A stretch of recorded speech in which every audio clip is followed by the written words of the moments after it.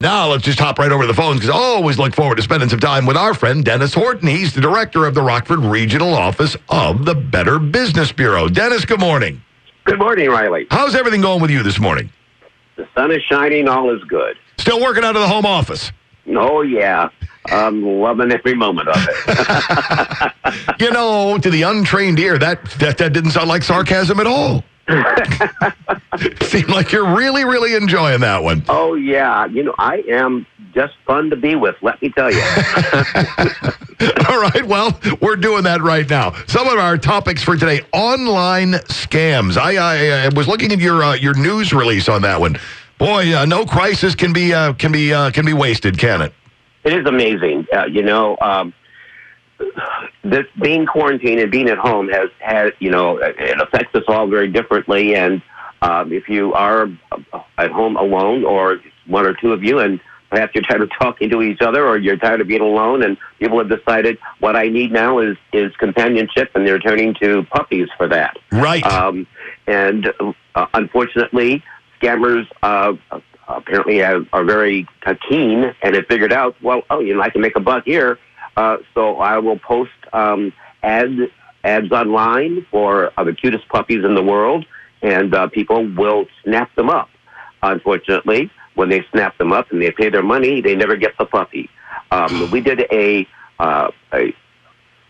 scams investigation on puppy scams about 2 years ago, and it was an issue then that was pretty major.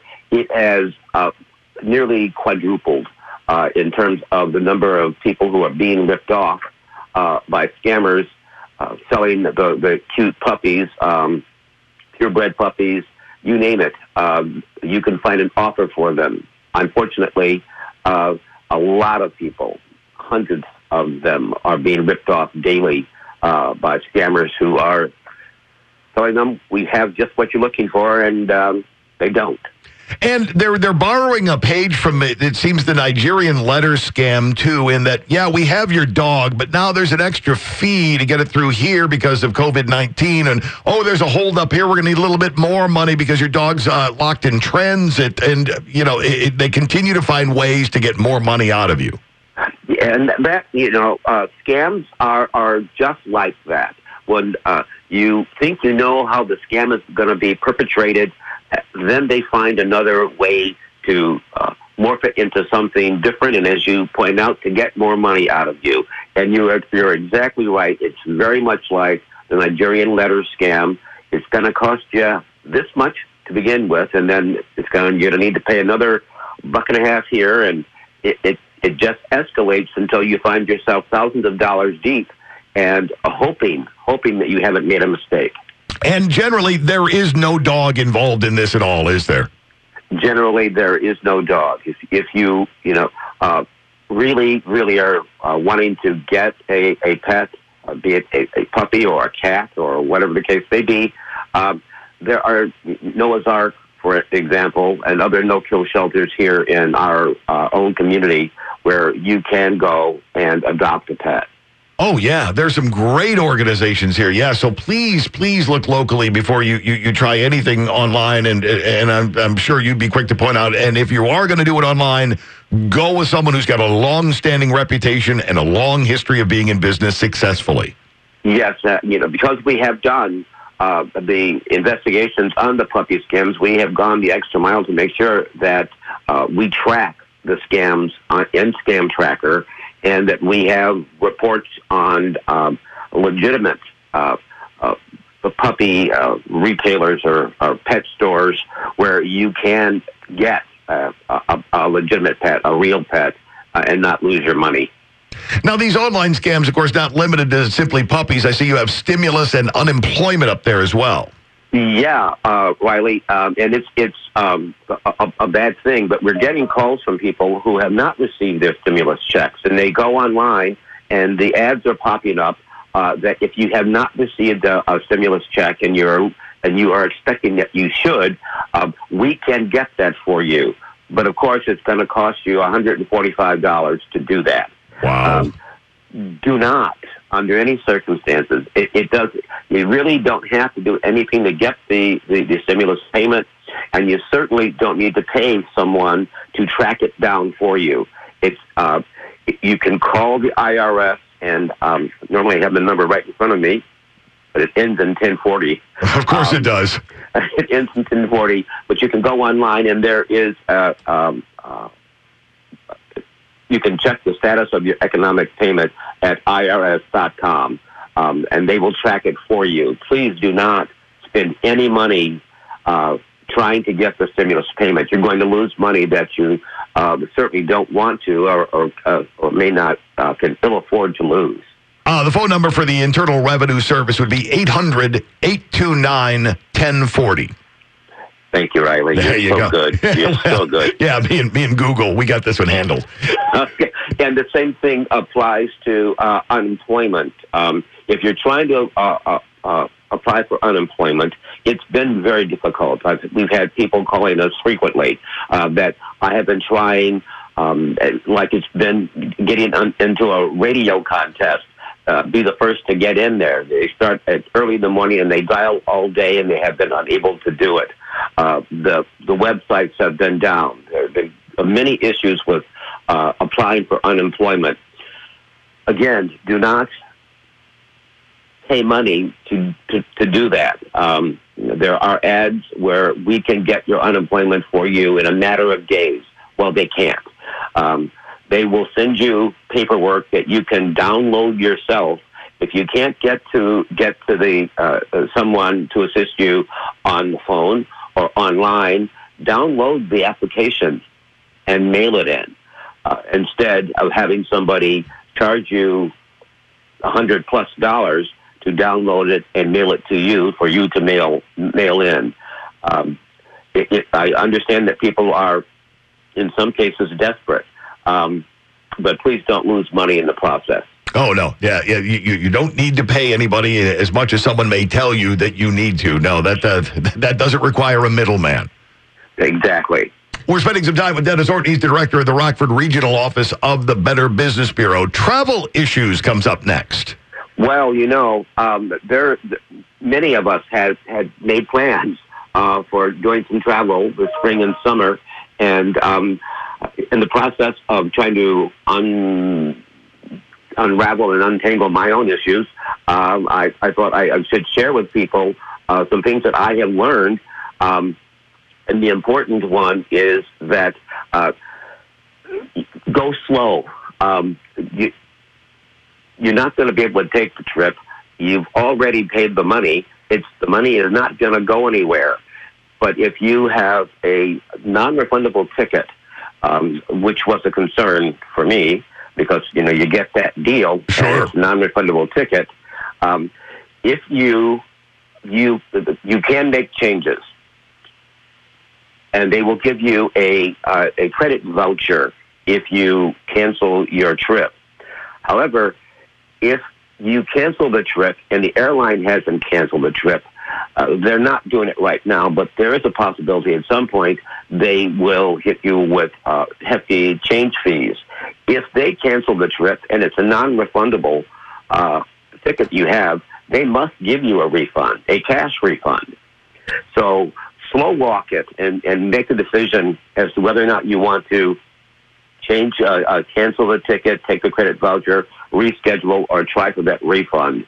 And it's recommended that if you're going to be making these changes, that while we often hop online and make our own travel arrangements these days, now you might want to, especially if it's like a cruise or something like this, that you might want to enlist the help of a travel agent because they're professionals at it. They know the rules and regulations as they stand today, and they also know the tricks of the trade. And they can help you stay out of trouble or help you better resolve your issues. Yeah, this is, like you mentioned, there are certain things that are easy enough to point and click and, okay, I'm off on this sort of venture. But, man, when you're trying to wade through cancellations, who pulled the plug on that one? What's my refund? Is it a credit? Yeah, it's much easier and easier on you to go with a pro. Very true. And make sure that you understand if you, and I read through it very carefully, and I'm not quite even sure that I got it all. and understood it all precisely, but I don't think I made too many mistakes. Make sure you understand the rules and the terms of the credit voucher, as I accepted the e-credit, because you have a year up through 2021 to use that e-credit on one or more trips. So decide what it is you want to do, and again, you might want to use a professional for some assistance. Yeah, unless you've got some experience in this sort of thing, or the patience of Job. Yeah, definitely enlist a pro and help you out and make this easier on you. Yes. Now the advisory regarding insurance agencies, public adjusters, and door-to-door solicitations. Yes, what is happening here, and we have been advised by local insurance broker that they are getting calls that there are roofers who are going door to door, telling you that you may have storm damage, but they are also insisting that you must use a public adjuster to get your issues started and to file your claim with your insurance company. This is absolutely not true. There is no requirement that you use a public adjuster. If you had storm damage to your roof or to your siding or to your windows or whatever the case may be, you can file that claim with your insurance company, and they will send out their adjuster.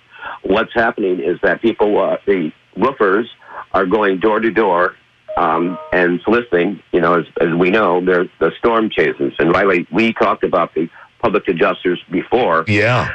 That you do not need to use a public adjuster.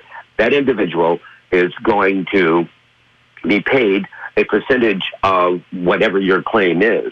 So it could run into the thousands of dollars that you may end up paying this individual that you do not have to use.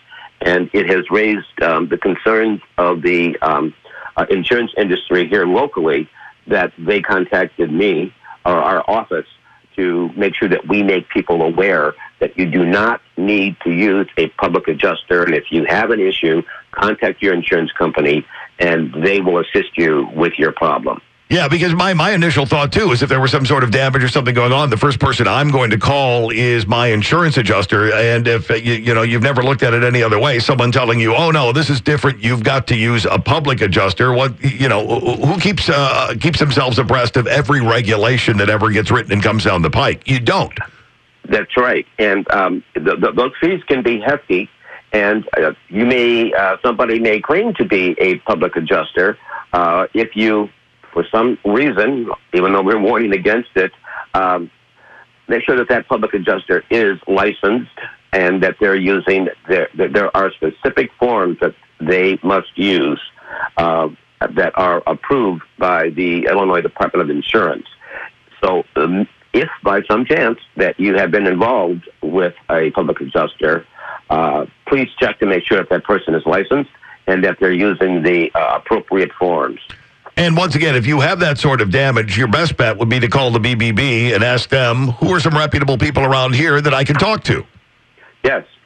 We're always here, Riley, and thank you for mentioning that. We're always here. That's what we do, and we have the time.